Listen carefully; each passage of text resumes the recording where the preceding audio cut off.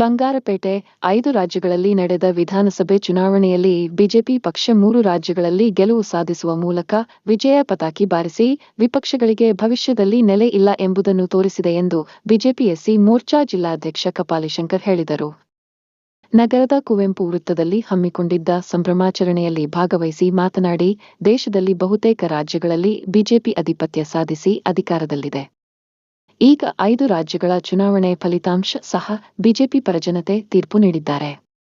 ಇದರಿಂದ ದೇಶದಲ್ಲಿ ಬಿಜೆಪಿಯೇ ಜನತೆಗೆ ಪರ್ಯಾಯ ಶಕ್ತಿಯಾಗಿ ರೂಪುಗೊಂಡಿದೆ ಎಂಬುದನ್ನು ತೋರಿಸಿದೆ ಎಂದರು.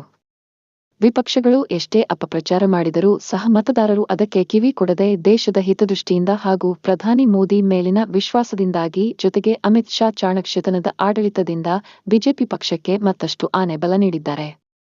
ಈ 5 ರಾಜ್ಯಗಳ ಫಲಿತಾಂಶ 2028ರಲ್ಲಿ ರಾಜ್ಯದಲ್ಲಿ ನಡೆಯುವ ವಿಧಾನಸಭೆ ಚುನಾವಣೆಗೆ ದಿಕ್ಸೂಚಿಯಾಗಿದೆ.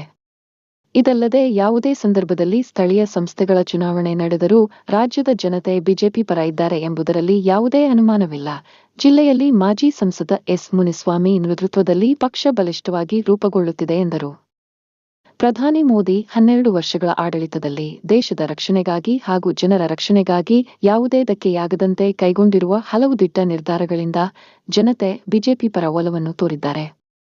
ರಾಜ್ಯದಲ್ಲಿ ಆಡಳಿತ ವಿರೋಧಿ ಅಲೆ ದಿನೇ ದಿನೇ ಹೆಚ್ಚಾಗುವ ಮೂಲಕ ಜನತೆ ಕಾಂಗ್ರೆಸ್ ಸರ್ಕಾರದ ವಿರುದ್ಧ ರೋಸಿ ಹೋಗಿ ಬದಲಾವಣೆ ಬಯಸಿದ್ದಾರೆ.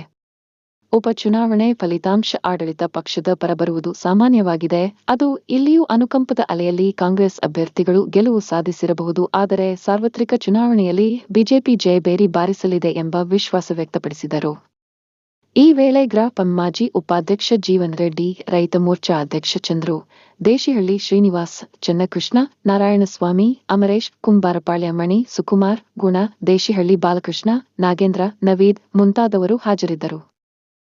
ನಮ್ಮ ಕೋಲಾರ ಜಿಲ್ಲೆಯಲ್ಲಿ ಏನು ಈ ರಾಜ್ಯದಲ್ಲಿ ಕೋಲಾರ ಜಿಲ್ಲೆಯಲ್ಲಿ ಏನು 8 ತಾಲೂಕು ಇದೆಯೋ ಕೋಲಾರ ಜಿಲ್ಲೆಗೆ ಎಂಪಿ ಸ್ಥಾನಕ್ಕೆ 8 ತಾಲೂಕು ಬರುತ್ತೆ. ಜಿಲ್ಲೆಗೆ 6 ಸ್ಥಾನ ಬರುತ್ತೆ. 6 ಸ್ಥಾನದಲ್ಲೂ NDA ಅಭ್ಯರ್ಥಿಗಳನ್ನ ಕೋಲಾರ ಜಿಲ್ಲೆಯಲ್ಲಿ ಈ ಬಾರಿ MLAಗಳನ್ನ ಗೆಲ್ಲಿಸೋ ಮುಖಾಂತರ ನಾವಿಲ್ಲಿ ನಮ್ಮ ಕೋಲಾರ ಜಿಲ್ಲೆಯಲ್ಲಿರೋರು ಎಲ್ಲರೂ ಶ್ರಮಪಟ್ಟು ಎಲ್ಲ ಕಷ್ಟಪಟ್ಟು ಮುಂದಿನ ದಿನಗಳಲ್ಲಿ ಬಂಗಾರಪೇಟೆ ಕೋಲಾರಲ್ಲಿ ನಮ್ಮ NDA ಸರ್ಕಾರ ಇದ್ದೇ ಇರುತ್ತೆ. NDA MLAಗಳು ಗೆಲ್ತಾರೆ. ಮುಂದಿನ ರಾಜ್ಯ ಆಳೋದು ಬಿಜೆಪಿ ಸರ್ಕಾರನೇ, NDA ಸರ್ಕಾರನೇ ನಮ್ಮ ಕರ್ನಾಟಕದಲ್ಲಿ ಅಂತ ಹೇಳುತ್ತಾ ಎಲ್ರಿಗೂ ನಮ್ಮ ಭಾರತೀಯ ಜನತಾ ಪಾರ್ಟಿಯ ಎಲ್ಲ ಅಭಿಮಾನಿಗಳಿಗೂ ನಾಯಕರಿಗೂ ವಂದನೆಗಳು ತಿಳಿಸುತ್ತಾ ನನ್ನ ಮಾತನ್ನು ಮುಗಿಸ್ತಾ ಇದ್ದೀನಿ. ಬೋಲೋ ಭಾರತ್ ಮಾತಾ ಕಿ ಜೈ, ಭಾರತೀಯ ಜನತಾ ಪಾರ್ಟಿ ಕಿ ಜೈ. ಬಂಧುಗಳೇ, ಇವತ್ತೇನು ಈ 5 ಪಂಚರಾಜ್ಯಗಳಲ್ಲಿ ಚುನಾವಣೆ ನಡೆದಿದೆ. ಅದರಲ್ಲಿ ಈಗಾಗಲೇ 3 ನಾವು ಜಯಶೀಲರಾಗಿದ್ದೀವಿ.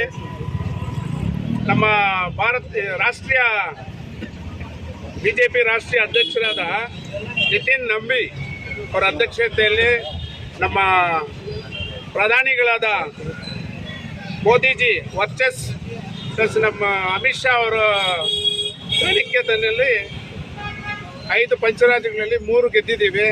3 ಕಡೆನೂ ಎಲ್ಲ ಕಡೆ ಗೆದ್ದಿದ್ದೀವಿ. ಆಮೇಲೆ NDAಯಲ್ಲಿ ಕೂಡ 2 ಇದರಲ್ಲಿ ನಾವು ಕೆಲವು ಸ್ಥಾನಗಳು ಗೆದ್ದಿದ್ದೀವಿ. ಇದು ಈಗ ಕರ್ನಾಟಕಕ್ಕೆ ಇದು ದಿಕ್ಸೂಚಿ.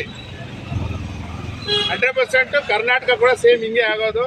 ಕೆಲವೇ ತಿಂಗಳು ನಮ್ಮ ಕರ್ನಾಟಕದಲ್ಲಿ ಕೂಡ ಇದೇ ಪರಿಸ್ಥಿತಿ ಬರುತ್ತೆ. 100% ಇಲ್ಲಿ NDA ಪಾರ್ಟಿ ಗೆಲ್ತೀವಿ. NDA ಬಾವುಟ ಆರಿಸ್ತೀವಿ. ಇದೆಲ್ಲ ಒಂದು ಕರ್ನಾಟಕಕ್ಕೆ ಒಂದು ದಿಕ್ಸೂಚಿ ಅಂತ ನನ್ನ ಅಭಿಪ್ರಾಯ.